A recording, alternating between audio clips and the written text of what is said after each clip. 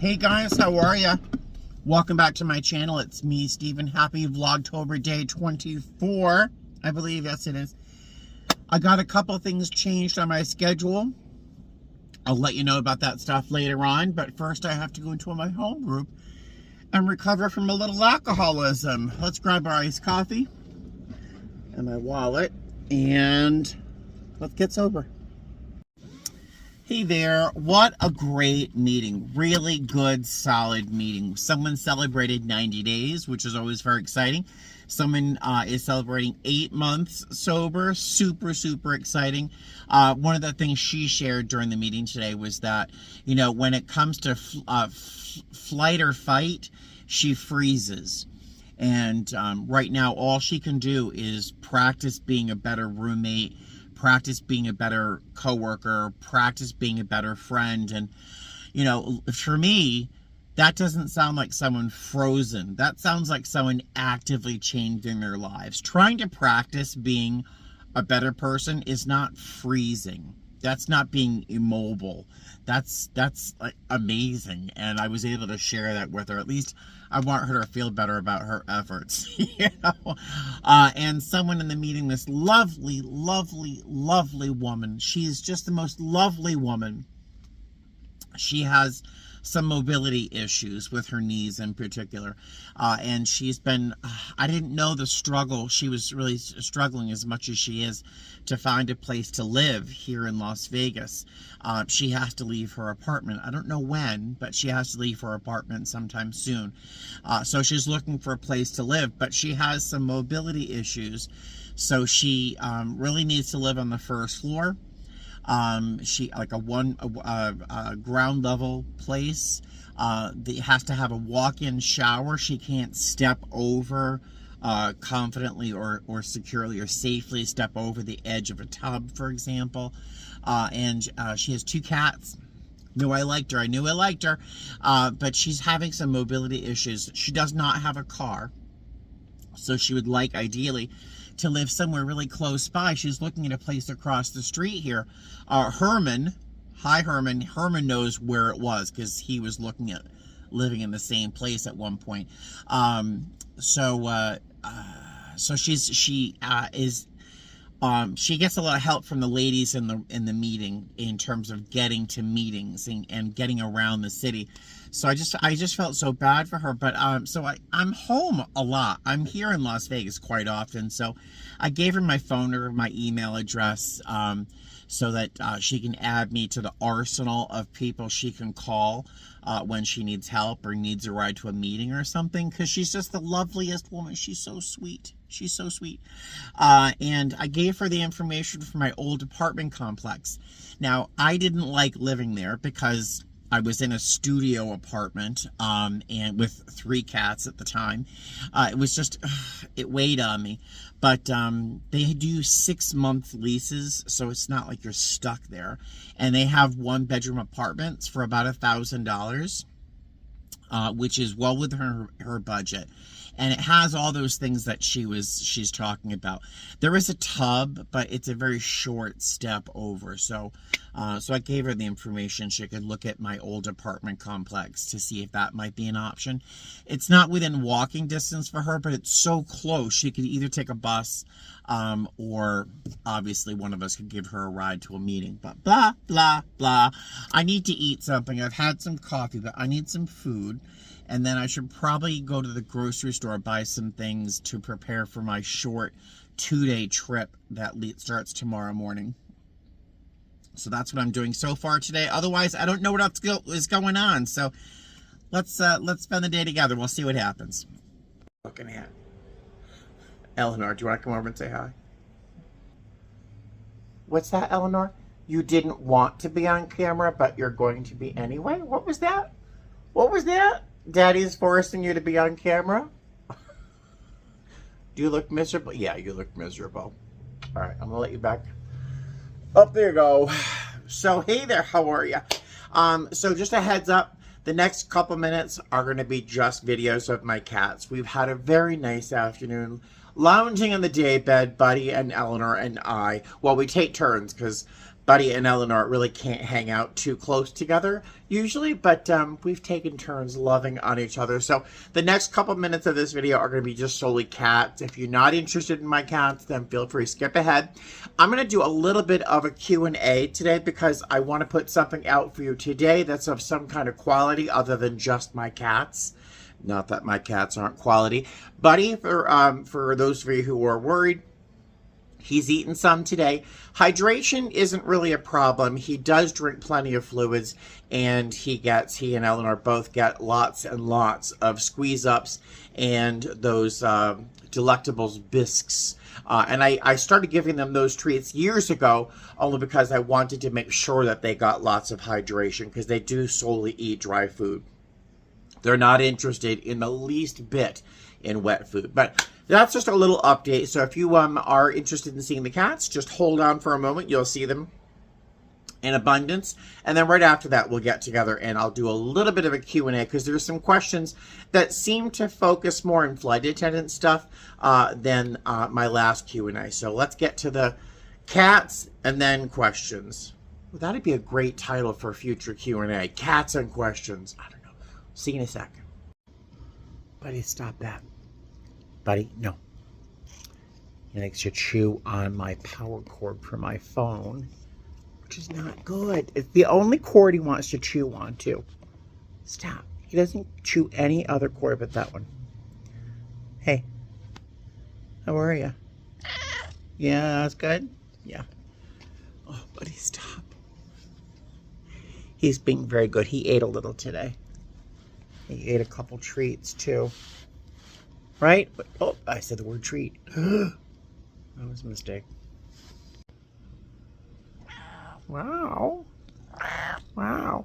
It sounds like he's saying, wow. Hi, honey. Oh, he's being very good. We're just laying down, taking a nap, hanging out with each other. Right? Meow. He's so handsome. Yeah, he's good. I weighed him. I should look at the camera. I weighed him. I weighed him by standing on the scale, noting my weight, and then picked him up and weighed the two of us together. And he's still the same weight he's been for a very long time since I got him. He's just over 10 pounds. So he hasn't lost any weight. That's good. He just hasn't eaten a lot. He has eaten some, but not as much as I would like. Gonna eat more, honey. Okay? Want to say something else before we go? What's on your face? What is on your face?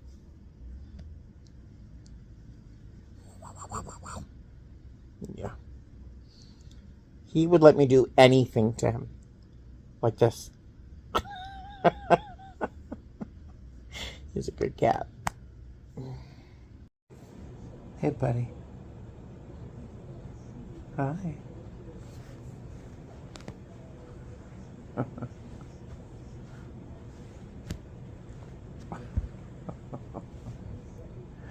My handsome kitty cat.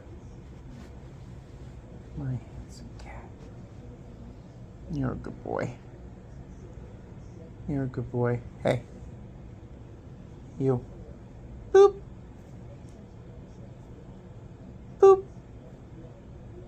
Nothing? You're going to stay silent? Boop. What was that? You're going to say something? Nothing? That's weird. I can't leave Eleanor out of the picture. Hi, honey. Hi, honey. Oh. Oh, big yawn. Hi, baby. Oh, bless you. Bless you, honey. My fluffy baby. My fluffy baby.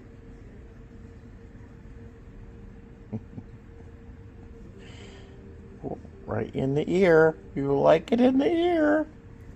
Good girl. Hello. Hi, cuteness. got your belly.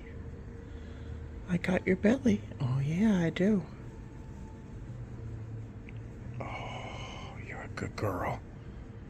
You're a good girl. You liking this? Is your tail going? Yeah, good. Rah, rah, rah, rah, rah, rah. Rah, rah, rah, rah, rah. Hi. My good girl.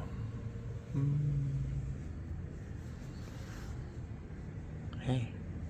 You are so sweet. You are a good girl. You're a good girl. Look at her tail go. Look at her tail go. Yeah, my baby's happy.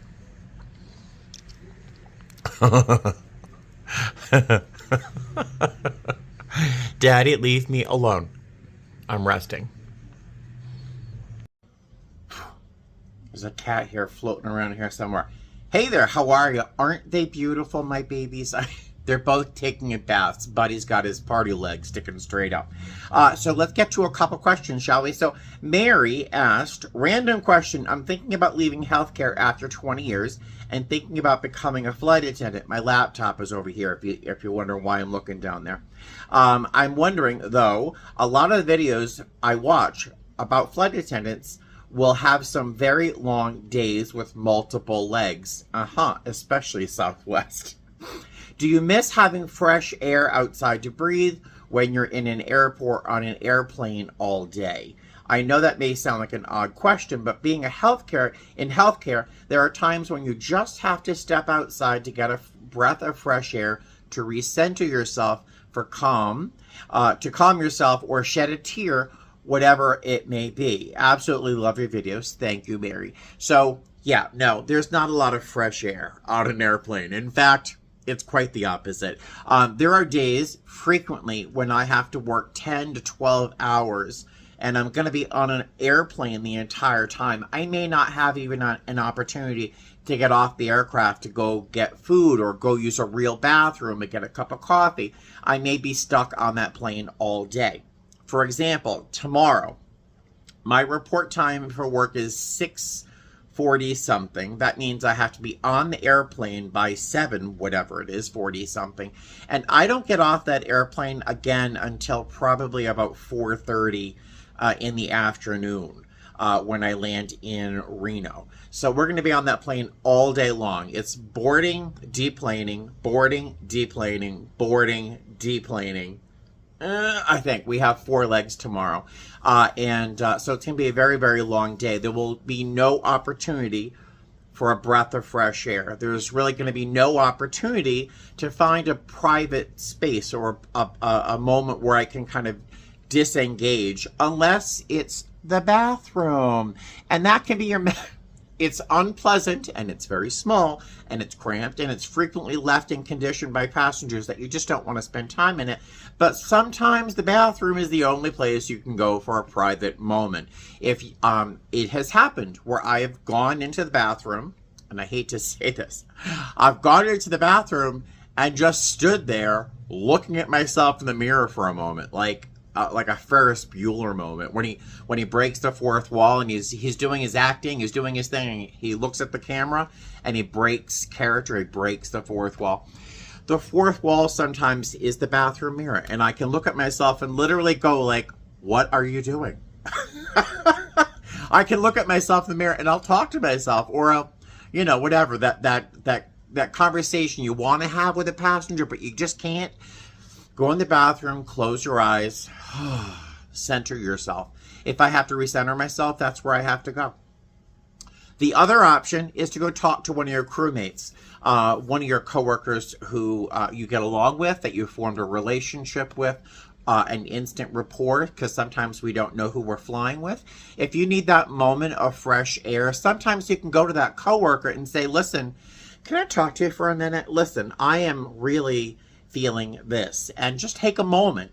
No one but a flight attendant will know what it's like to be in whatever shoes you're wearing that day. So, yeah, unfortunately, there is no fresh air quite the opposite.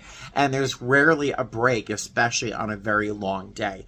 If you watch my videos and I say, oh, we have a 2-hour sit or we have a 3-hour sit, those sits are between 2 legs, 2 flights. And sometimes they can make the day so long and exhausting, and you just want to, like, oh my God, I just want to hang myself. But sometimes that sit is so good. You get off the plane, you store your luggage at the gate agent won't let you leave it at the gate, and then you can go off and get a burger, get some hot food, go use a real bathroom, find a cup of coffee, just sit there and not be on an airplane. So sometimes a sit can be a saving grace.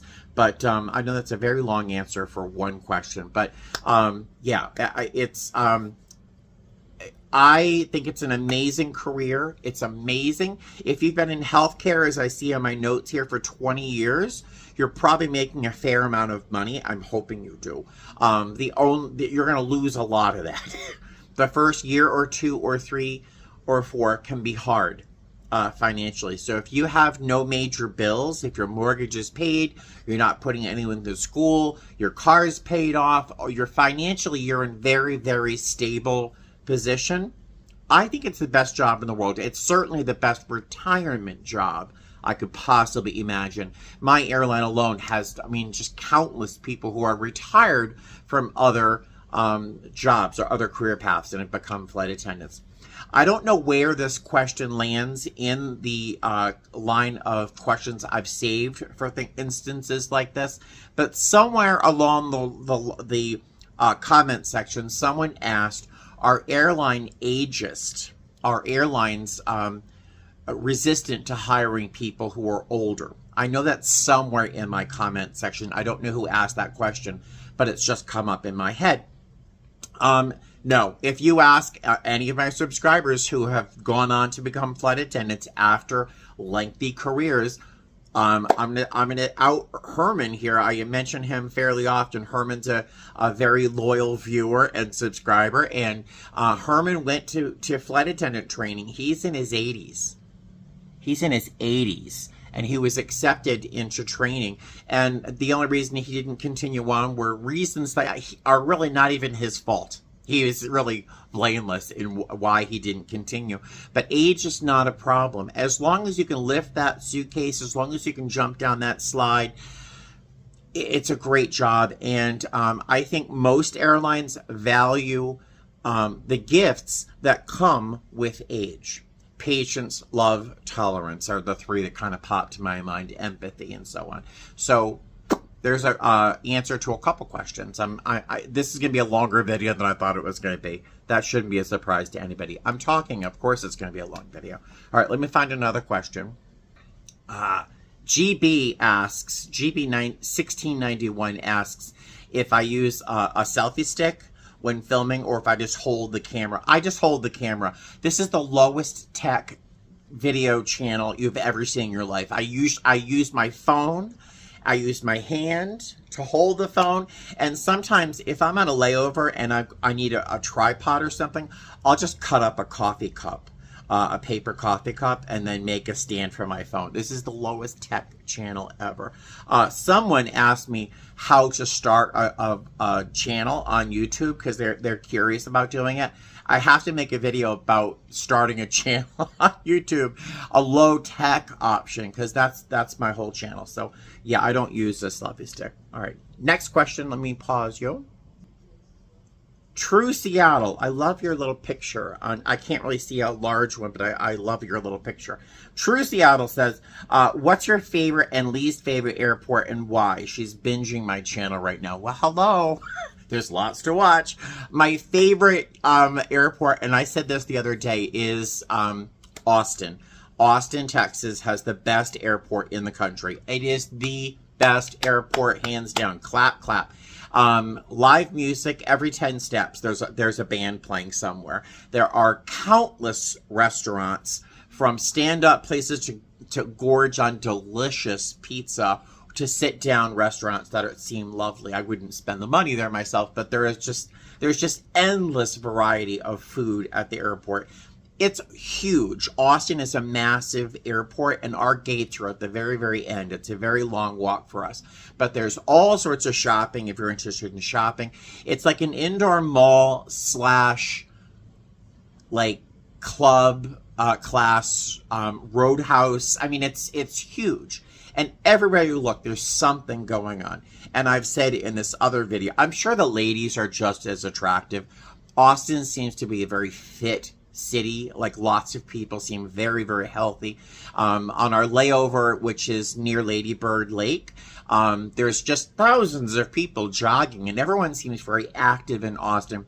But the men, that is not the question, but I've never seen more attractive men in one place in my life. I mean, my head's like this. I'm like, oh my God, did you see him? So beautiful men, beautiful ladies, of course, I'm sure. I regularly notice. Amazing food, fantastic music. You can't beat Austin Airport. I would go there just to go there.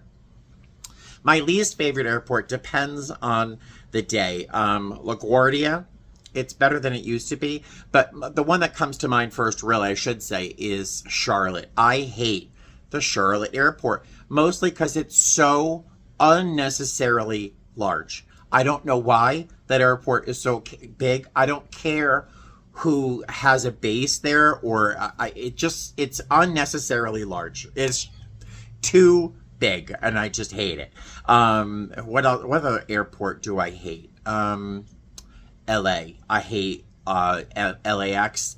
Our gates, maybe it's just where our gates are, but I just hate that airport. There's no working outlets, power outlets. That it's like the Survivor. It's a game of Survivor to find an outlet to plug your phone in. The food options are very, very limited. It's like this burger place or lemonade. I mean, I don't know. So I hate LA and I hate LaGuardia, but Charlotte has got to take the cake when it comes to airports I hate. All right, let's look for another question. Another question by GB1691, and this is a great question. I'm gonna hazard a guess at how to answer the question.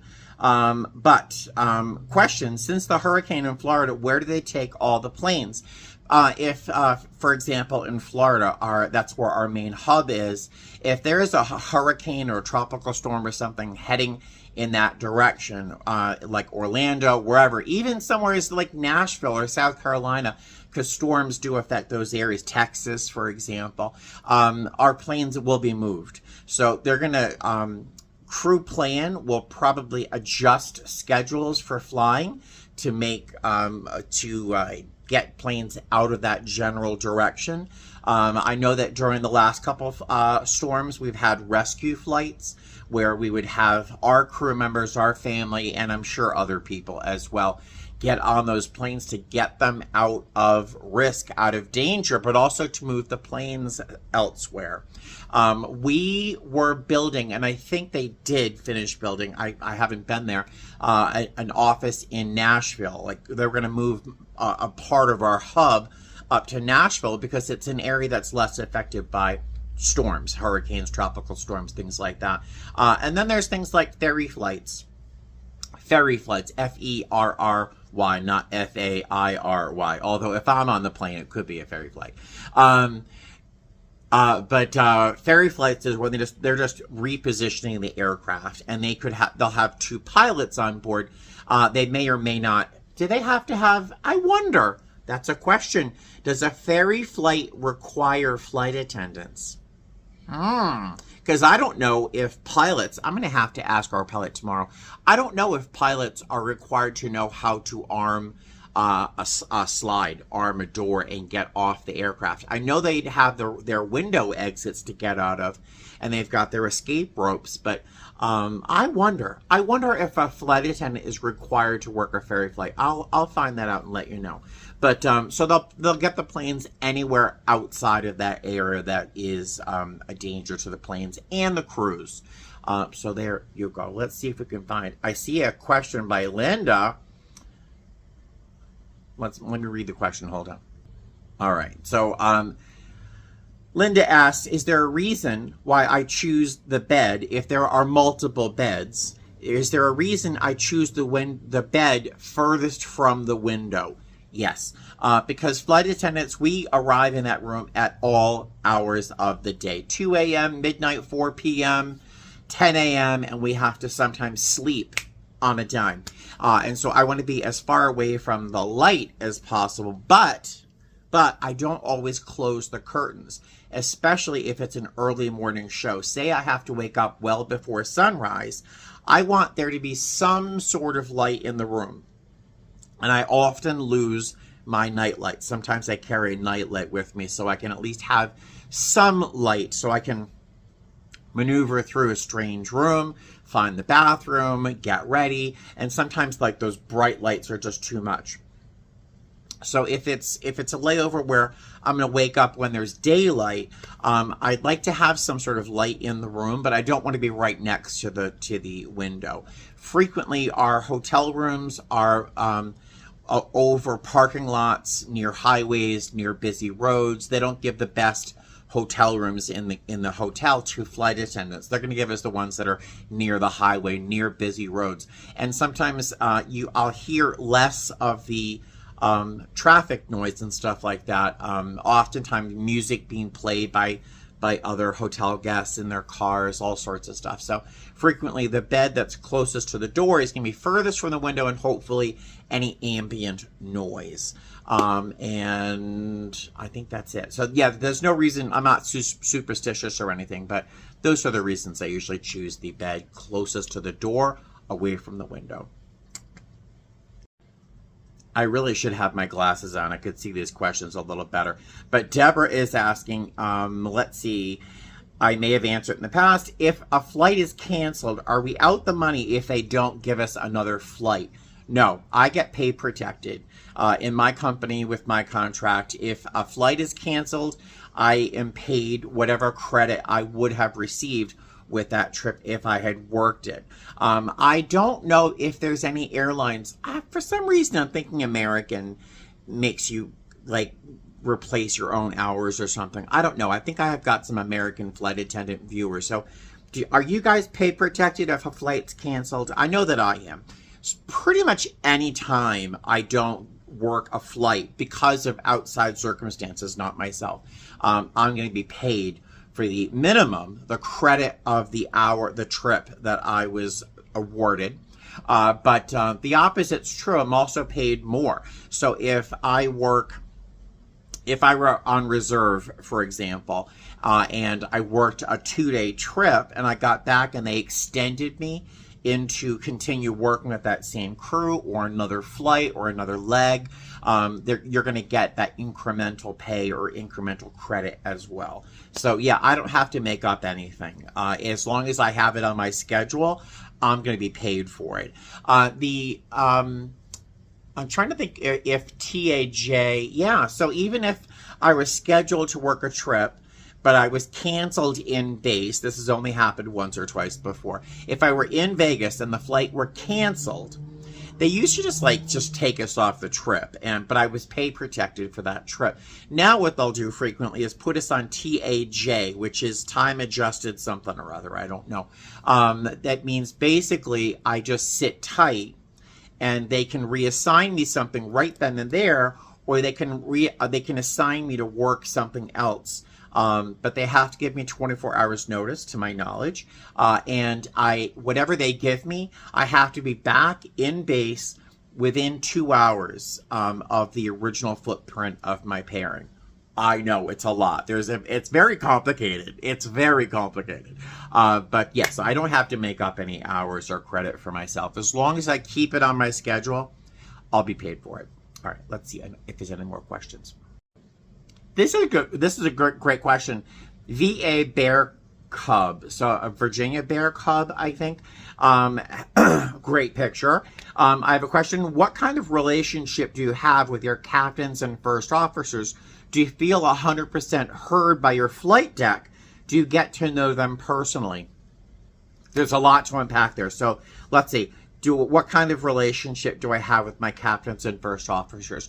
Well, when we're working a flight, I really don't see them very often. If I'm in front, if I'm flying lead, or I'm flying our position D or E or whatever our chaser position is on that plane, I will see them if the pilots have to come out to use the bathroom. We have a whole process where that happens. And in that case, one of the flight attendants in the front will go up in front to the flight deck.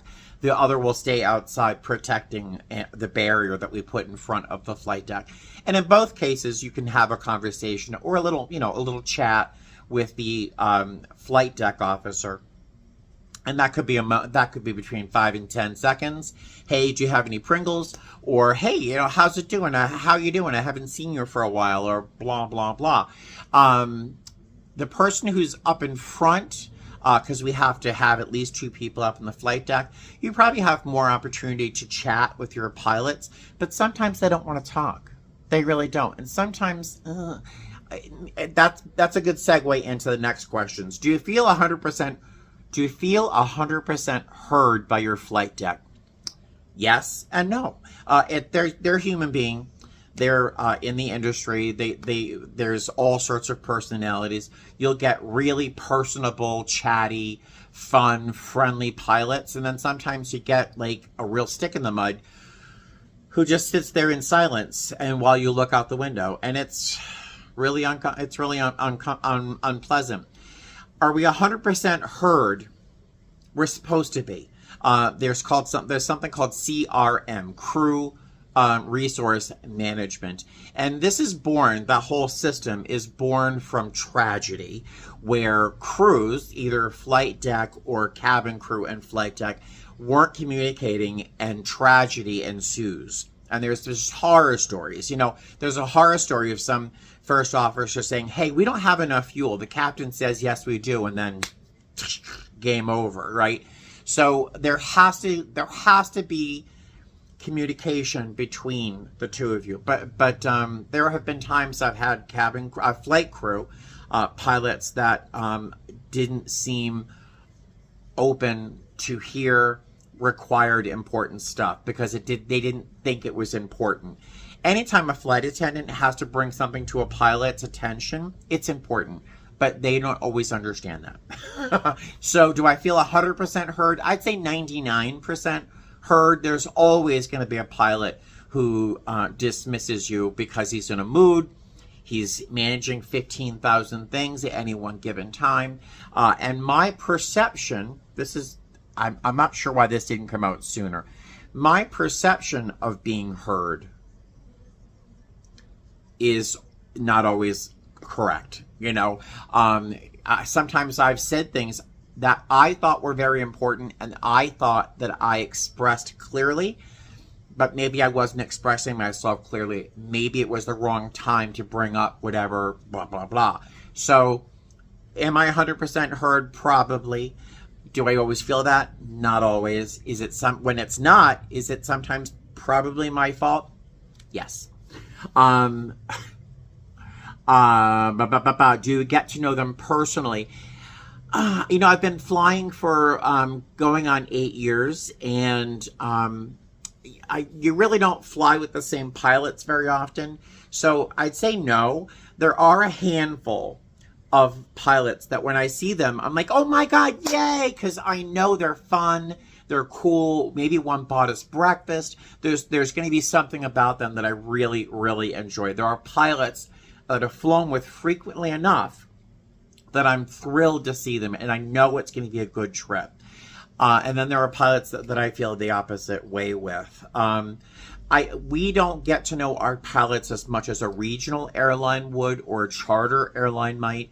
There are charter airlines. If you watch Cloud Surfer Andy, she works for a charter, and she actually gets to know her pilots because I think they're away from base, I think, together as groups or something like that. But at regional airlines, the crews on both sides of the door, the pilots and the cabin crew, frequently work together more often than we do as mainline or larger airlines. So I don't always get to know them personally, but there's usually a feeling I have if I've experienced that pilot before in work.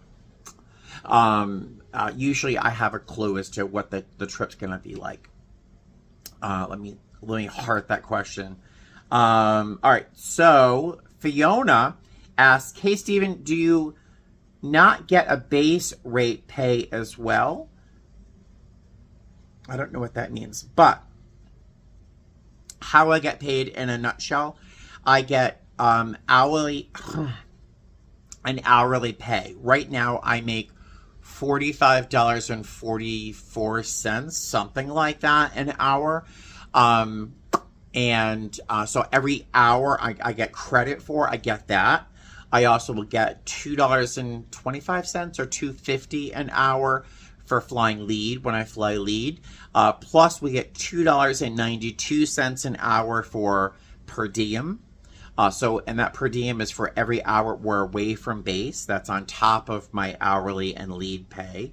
I don't know, but that's how I get paid. I'm not sure exactly what the question was, but I hope that answered it. All right. Heart. Oh, all right. So thinking in Texas. Thinking in Texas.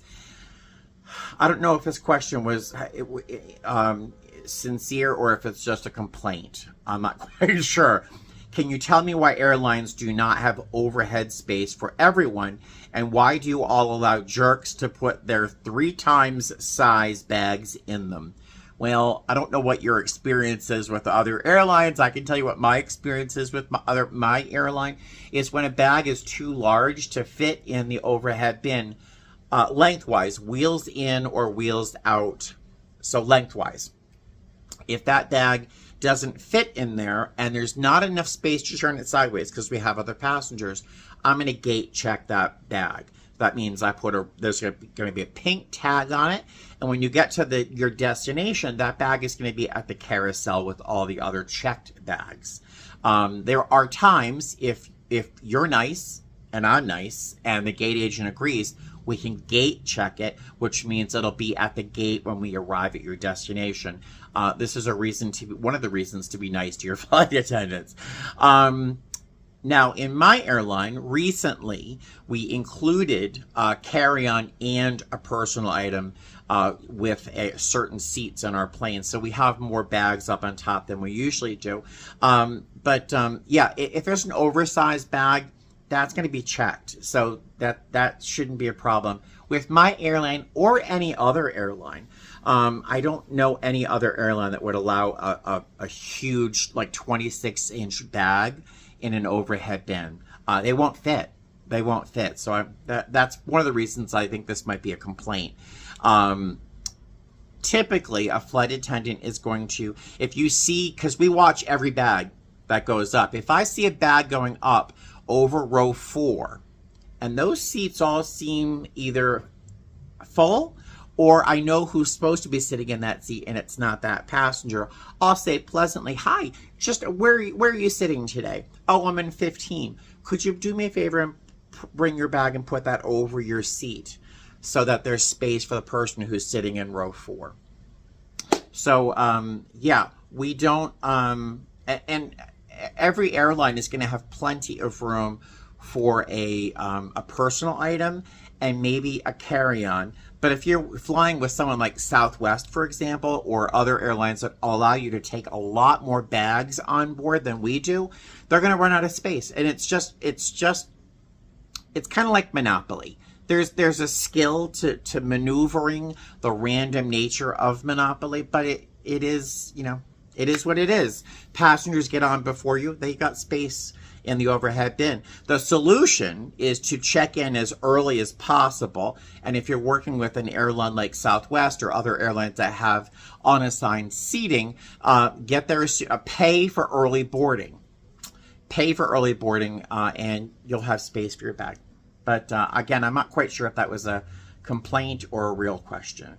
Let me see if there's another question. This video is already getting longer than I intended. Hold on. 2 more things we'll talk about. Make It Make Sense always has great questions. I want a cat, but I'm afraid after seeing some of my friends get attacked by their cats. All right, so cats don't attack without a reason. They just don't go snap crazy. They're usually responding to something. So I would look at your friend's behaviors or the environment or something, because cats just don't go crazy on their own. They're very chill animals. They really are incredibly chill. Look at my cats, all right? So, and they were wild. They were feral. So, yeah, cats don't go crazy without a reason. So I would look at your friend's behavior. Are they good? This is the question. Are they good to have as a flight attendant? Because they pretty much take care of themselves. There's also a follow-up. What's your advice for a first-time cat owner? I'm going to do a separate video about that. But are they good as flight attendant pets? Yes, yes, yes, yes, yes. Cats are amazing. I never had cats until Buddy showed up at my front door looking for food one day. And I never intended to have cats. But cats really are spectacular animals. They're just amazing little spirit. I love cats. But they're perfect because they do take care of themselves for the most part, as long as your cat likes or primarily eats dry cat food. Now, mind you, if you have a roommate or a partner or someone who can regularly feed them, if they eat wet food, great, perfect.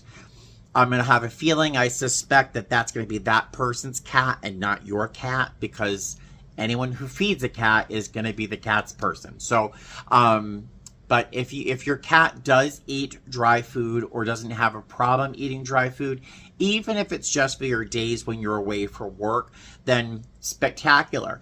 I make sure that my cats have at least 2 or 3 water sources. I have a water fountain down here at my feet in the corner of my apartment, near where they spend a lot of their time. I have a water fountain over by their main food source, and I have a water fountain over there. And I have a water bowl as well, just in case the power goes out, which it does once every few months. But I don't want it to be that one time I'm away for 3 days, you know. So I have lots of water. For litter boxes, I have 3 of the IKEA underbed storage boxes. They're huge. I have 3 of them next to each other as litter boxes. So there's always a space for them to go to the bathroom when they need to. And they've got lots of seating area by windows so they can watch outside. It's TV for cats. There's toys everywhere. Eleanor has her little pile of paper that she likes to sort of burrow through once in a while. Buddy has his own habits. But cats are amazing because they can take care of themselves. When you get home, you get 30 seconds of, hey, where were you? You were supposed to be here. And then they're back to being themselves, which is usually pretty chill. Unless you're screwing with them, then they're going to attack you. So cats are the best. Now, when I first, and this, I didn't mean to go on to a tangent, but here I am. When I first became a flight attendant, I wanted a pet. I wanted something alive in the house besides a spider plant, which I have right here. I wanted something alive in the house. So I was actually researching animals that only ate once a week. That meant a scorpion, a tarantula, a lizard, or a snake. And none of those are huggable. Someone might disagree with me, but none of them are like sweet, lovable. Well, some of you would disagree there, because I've met some really sweet lizards. My ex, no, I'm not yeah. So, I inadvertently, accidentally met my cat Buddy, who changed and transformed my life. He transformed my heart and opened up a door of compassion and empathy I never thought even existed. So yeah, get a cat, but don't get one cat. Get minimum 2. Get a bonded pair of cats, be them siblings, be them cats that were from the same source, like some sort of animal shelter where they had spent time together. There's lots of places like cat cafes around town.